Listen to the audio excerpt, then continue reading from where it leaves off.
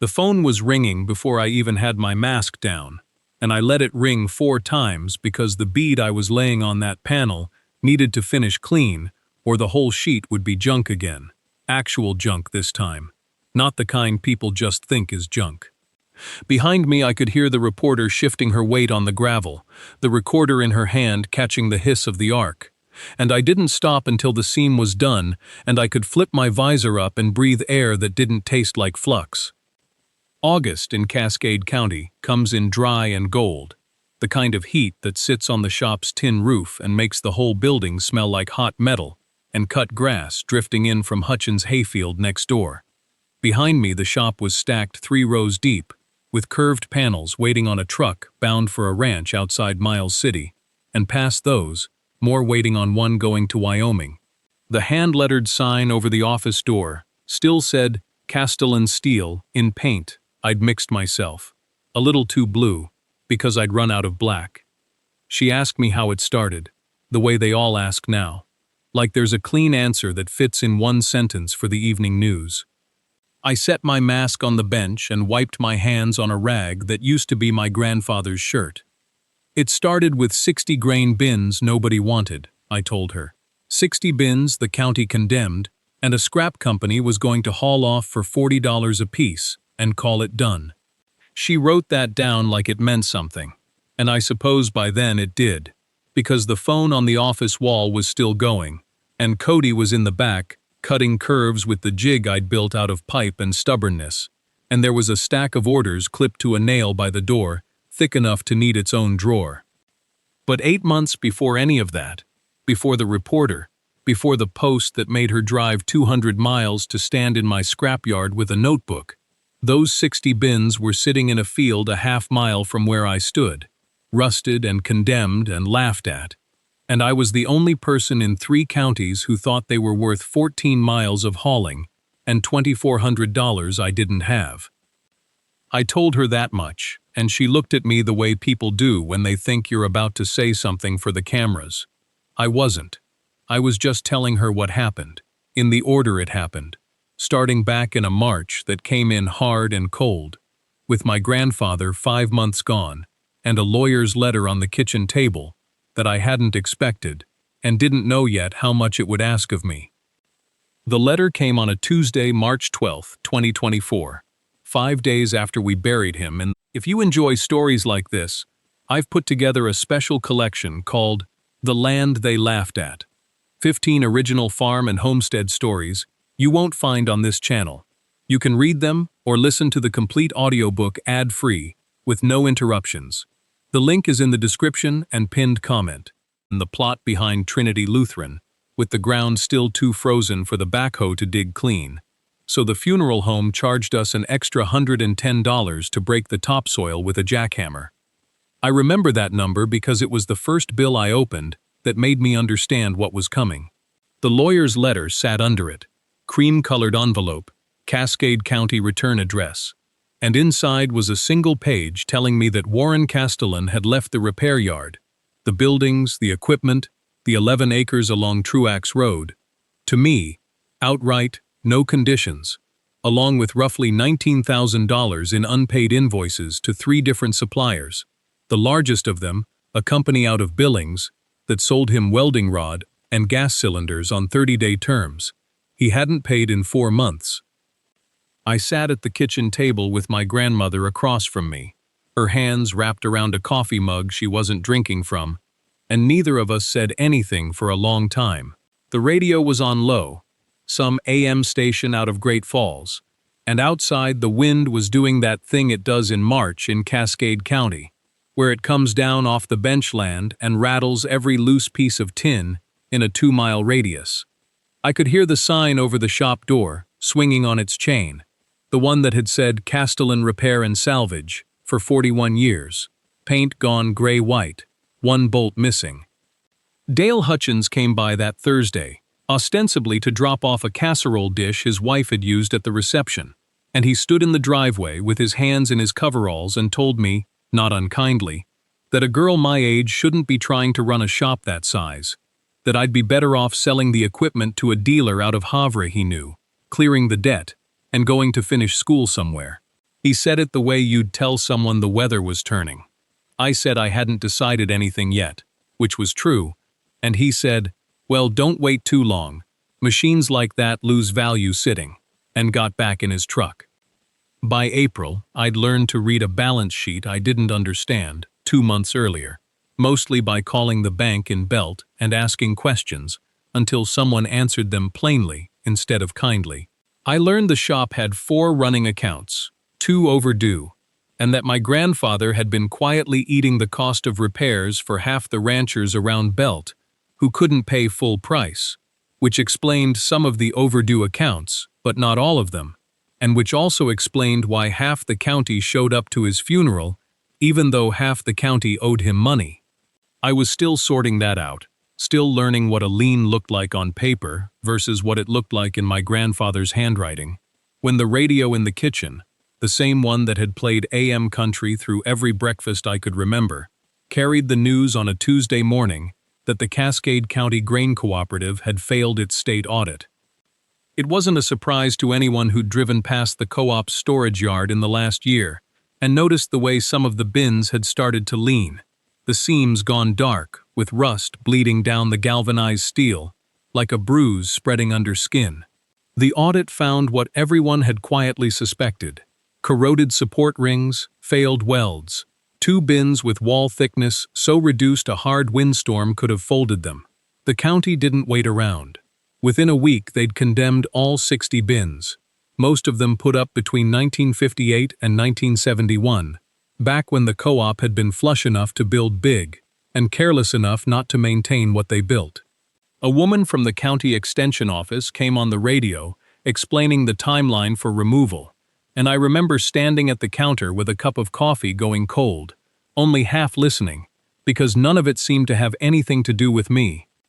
Then, a few days later, my grandmother mentioned over supper that the county had contracted a company out of Great Falls, Yellowstone Scrap and Salvage, to come haul the bins off for nothing, strip them down, and sell the steel for scrap. She said it the way you'd mention a fence line needing mending, just a fact of the season. I asked how much 60 bins of scrap steel might be worth, mostly out of habit, the same habit that had me now reading every number that crossed my path twice. She didn't know exactly. Somebody at the feed store later put it around $40 a bin once you accounted for hauling and stripping costs, which sounded like nothing, 60 times nothing, a number too small to matter to anyone. I didn't think about it again for almost 2 weeks. I was busy with the ledgers, with the overdue accounts, with figuring out what a business line of credit even was, before I walked into First Cascade Savings and Loan and asked for one.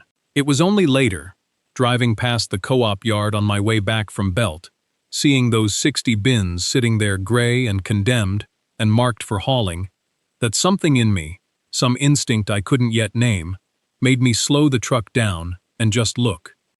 I sat in that truck for a long time, engine running, heater ticking, looking at 60 gray drums that everyone else in the county had already finished thinking about. I couldn't have told you what I was looking for.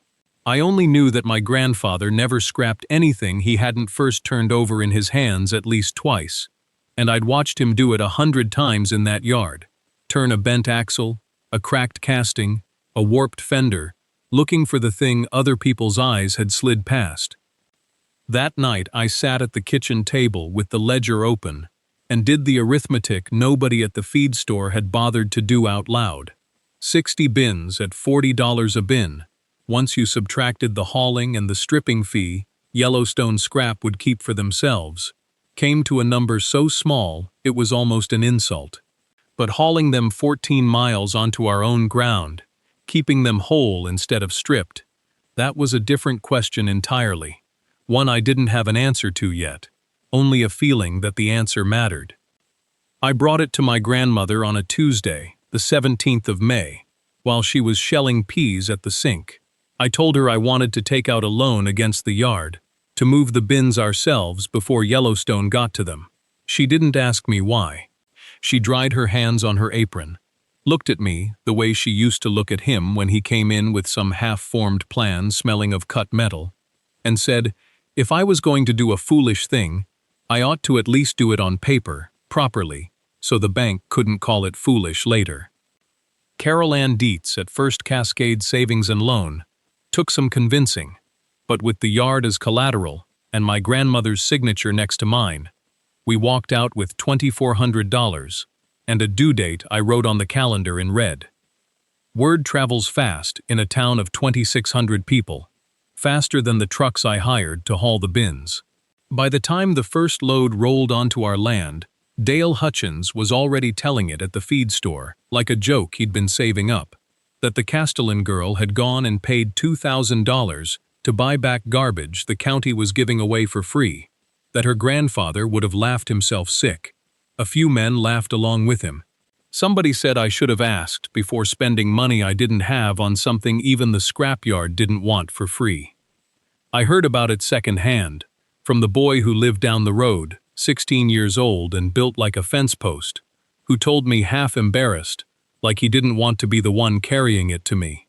I only nodded and kept unloading the truck, counting bins as they came off the flatbed, numbering them in chalk the way you'd number anything you meant to come back to. The chalk numbers were still fresh on bin 19 when I drove into town to ask the bank for more rope to hang myself with, though I didn't put it that way to myself at the time.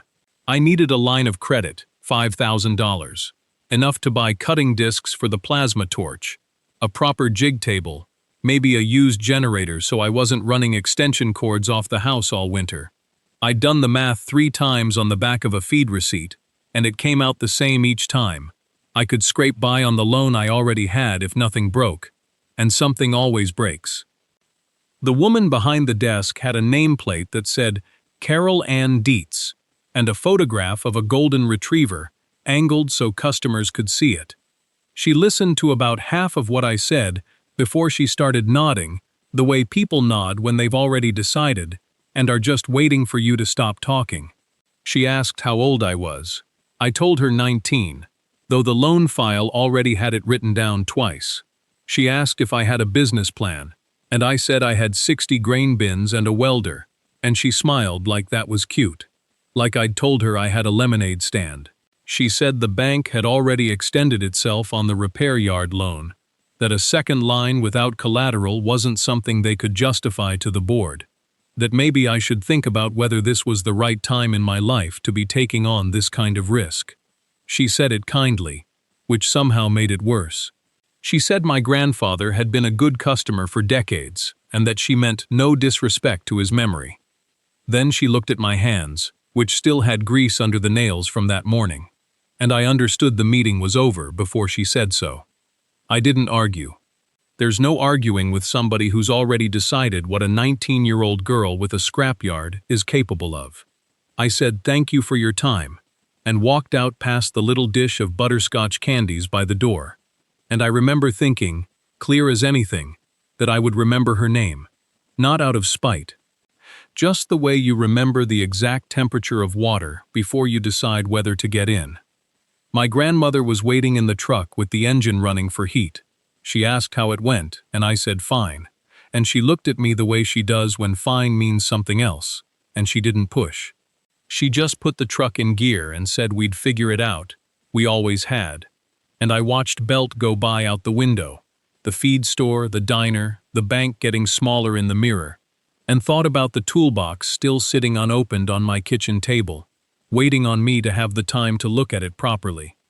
The toolbox waited 3 more days before I got to it, because 60 bins don't catalog themselves, and Cody had school in the mornings and only came out after 3.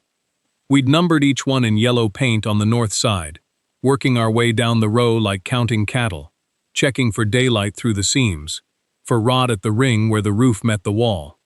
Bin #17 sat crooked on its skid, worse than most. One whole panel bowed in like something had leaned on it from the inside for 60 years. Cody found the weld first. He was running his glove along the interior seam, looking for the kind of rust that eats through instead of just sitting on top, and he stopped and said, "Come look at this." There was a rectangle welded flush against the steel wall, low, near the base, painted the same gray as the bin, so it disappeared unless the light hit it wrong. Not a patch. Not a repair. Something had been put there on purpose, and sealed shut on purpose. I got the angle grinder from the truck bed. My grandmother would have told me to slow down and think first, and she wasn't wrong to, but I didn't want to think, I wanted to see. The bead came up easy under the wheel, old but clean, the kind of weld that hadn't cracked in 6 decades, which should have told me something right then about who'd made it. Sparks went everywhere in that dim tin can of a bin, and Cody stood back with his arm over his face. And when the seam finally gave and the panel dropped away, there was a metal toolbox inside, painted the same gray, wrapped once around with a strip of rubber gasket, like somebody hadn't trusted galvanized steel alone to keep the water out. It was heavier than it should have been for its size. I set it on the tailgate, and my hands were shaking a little, not from the cold. The latch was rusted through, so I didn't need the grinder for that part. A screwdriver and a little patience opened it, and inside, under a folded shop rag that had gone stiff as cardboard, were his tools. A Craftsman crescent wrench with the CASTELLAN scratched into the handle, a set of tip cleaners, and underneath those, 3 composition notebooks, the cardboard kind, swollen slightly at the edges but dry inside, rubber banded together, the bands gone brittle and snapping when I touched them. The dates on the covers were written in pencil, in handwriting I knew from every ledger and every Christmas card he'd ever given me. 1961, 1964, 1967.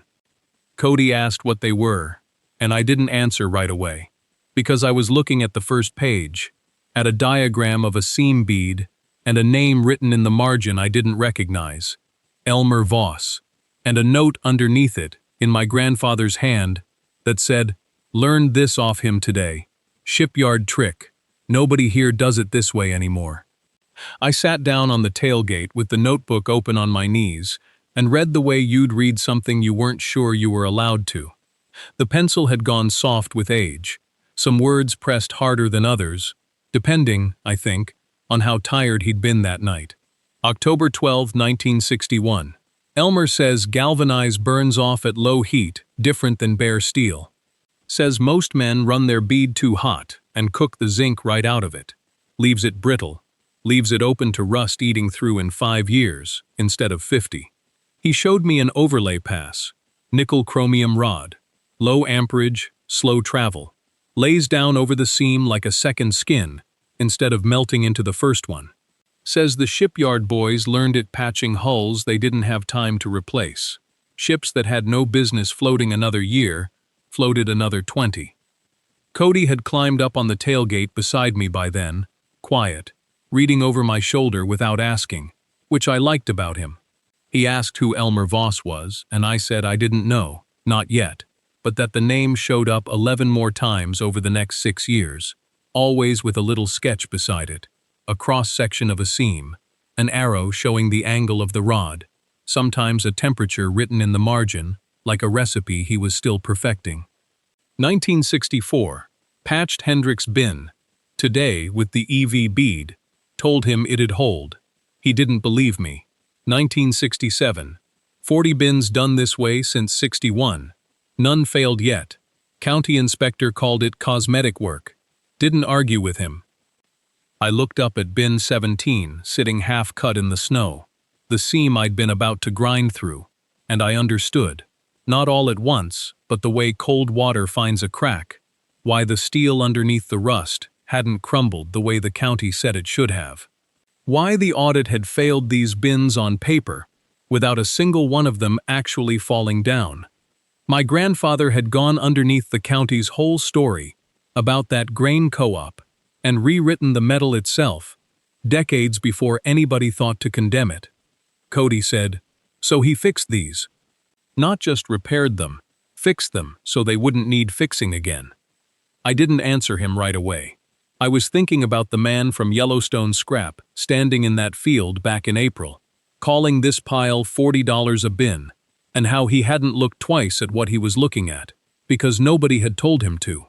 I closed the notebook, careful with the spine, and set it on top of the wrench, and for the first time since March, I felt something in my chest that wasn't grief and wasn't fear either.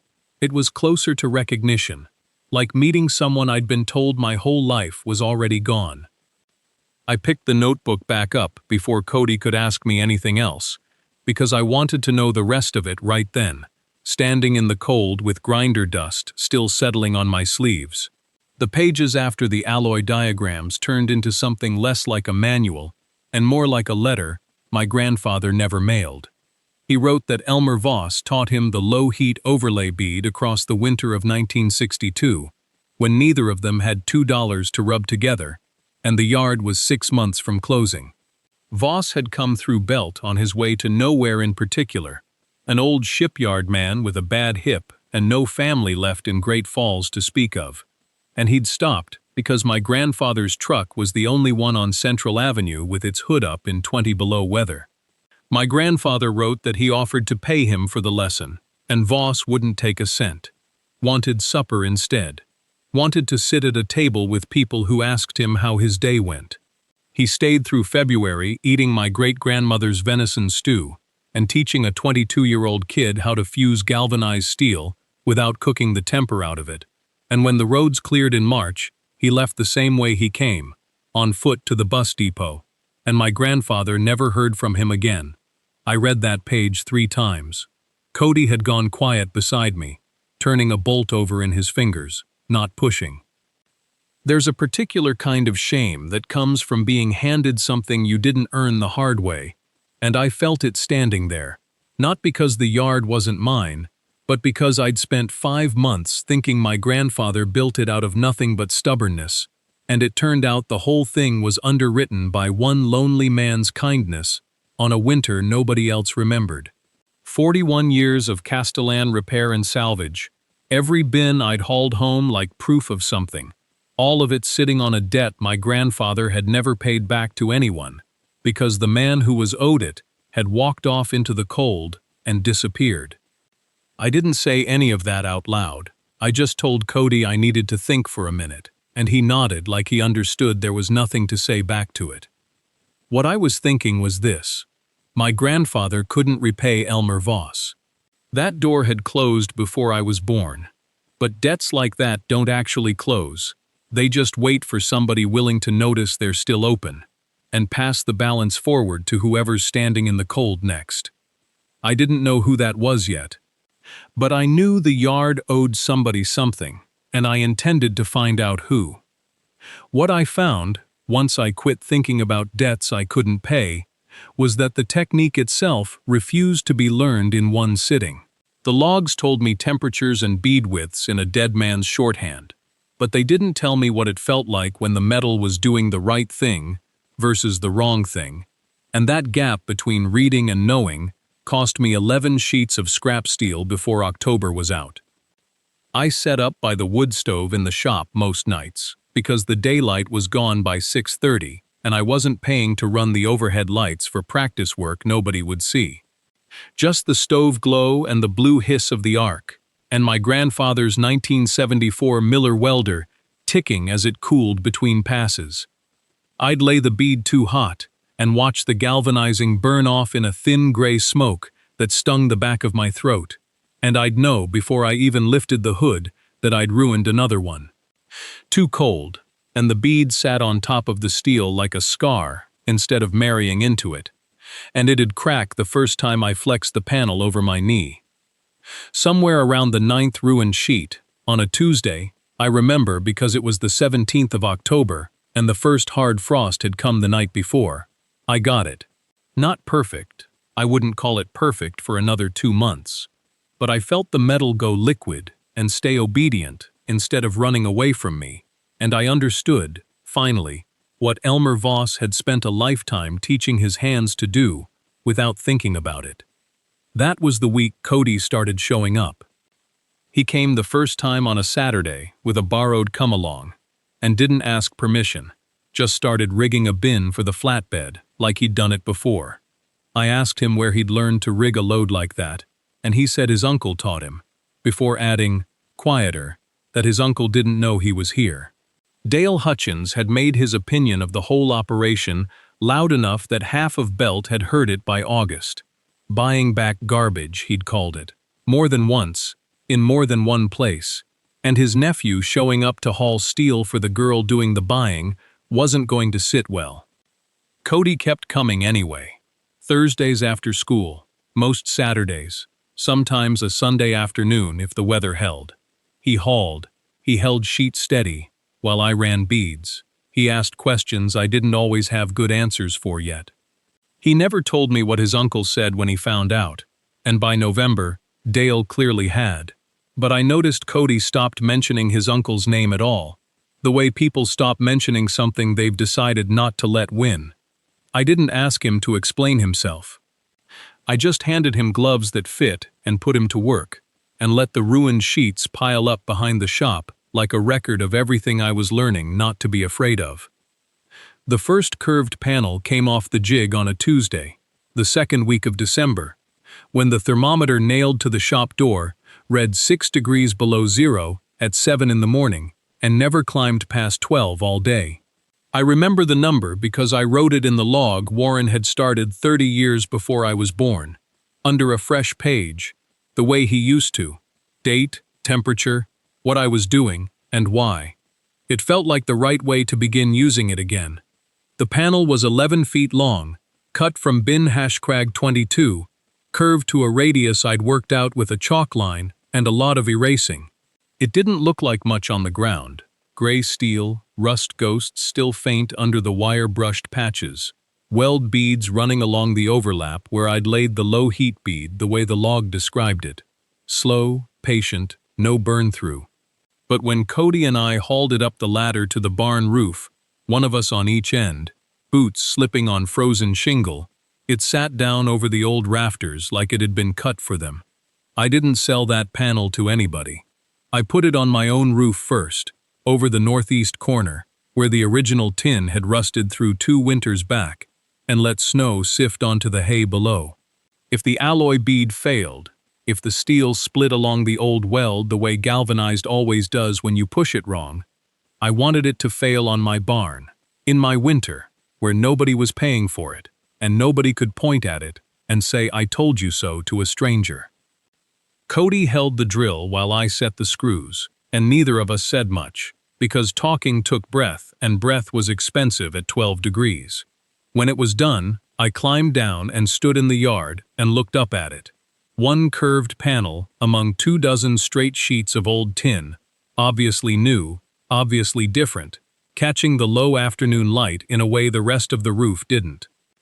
Grandma Mabel came out in her barn coat and stood next to me without saying anything for a long minute. Then she said it looked like somebody had finally fixed something instead of just patching it, and went back inside before I could answer. I checked that panel every morning for 6 weeks. I checked it after the January blizzard that dropped 14 inches in a night. I checked it after a wind that took down 2 fence posts on the county road.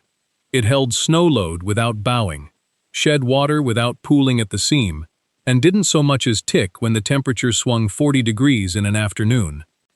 By the end of January, I had a design I trusted enough to put my name on, and a barn roof that proved it before a single buyer ever asked.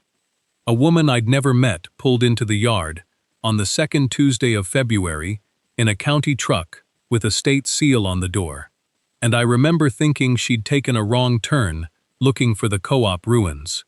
She introduced herself as an engineer doing site visits for a drought resilience grant, checking water catchment, checking shelter integrity, checking whether any of the small operations in the county were doing anything worth funding. She said this last part like she didn't expect to find much. Cascade County wasn't exactly known for it. She looked at my barn roof for a long time before she said anything. Longer than she looked at the goats, longer than she looked at the cistern I'd rigged off the shop gutter.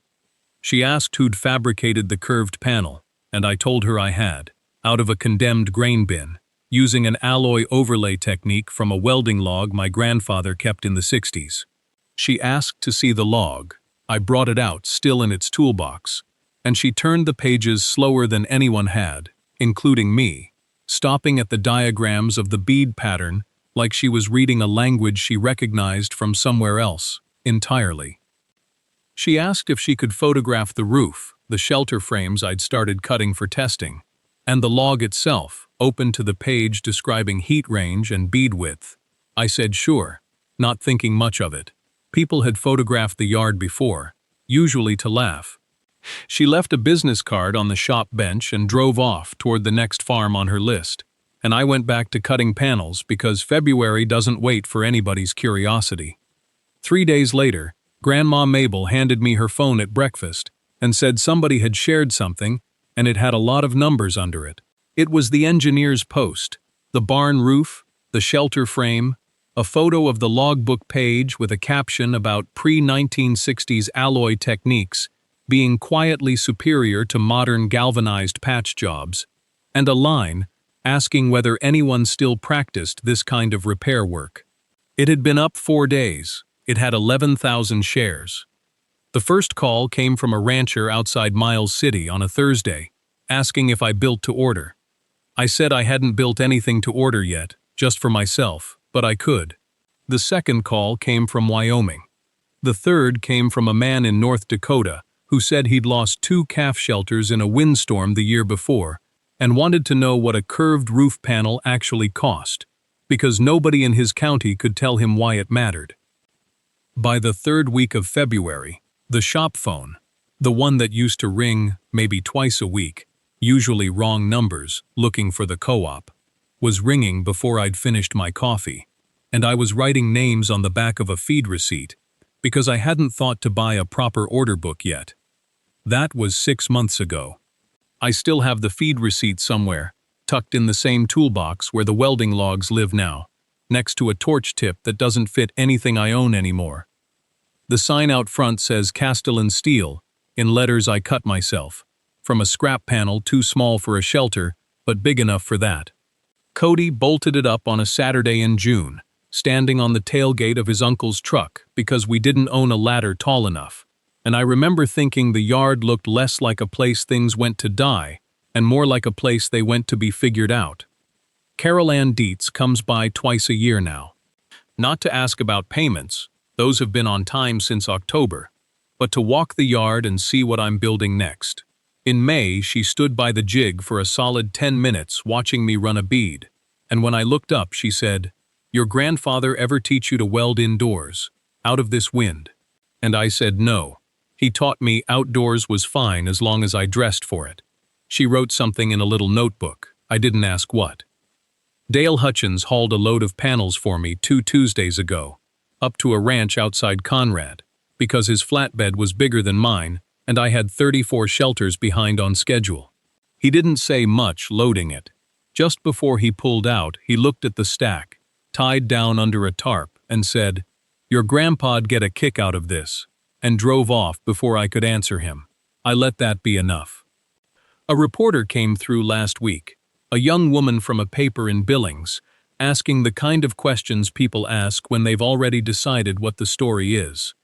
I showed her the log, the cracked leather cover, his handwriting gone soft at the edges, 1961 through 1967, in a hand that never once wasted a word. She asked what made me open 60 condemned bins nobody else wanted. I told her I didn't know yet what was inside them. I just knew somebody had built them to last longer than anyone gave them credit for, and that seemed worth 14 miles and $2,400 to find out. She wrote that down too. So if there's a building on your place nobody's opened since your grandfather locked it, or a ledger in a drawer with handwriting you don't recognize, I'd go look before you call the scrap company. Most of what gets called junk is just something nobody's bothered to understand yet. A technique, a reason, a person who knew something the rest of us forgot to ask about while they were still around to tell us. If this is the kind of story you like, stay a while. Subscribe if you want more of them. And if you've got one of your own, a barn, a bin, a notebook with somebody's initials carved into the cover, tell me about it in the comments. I read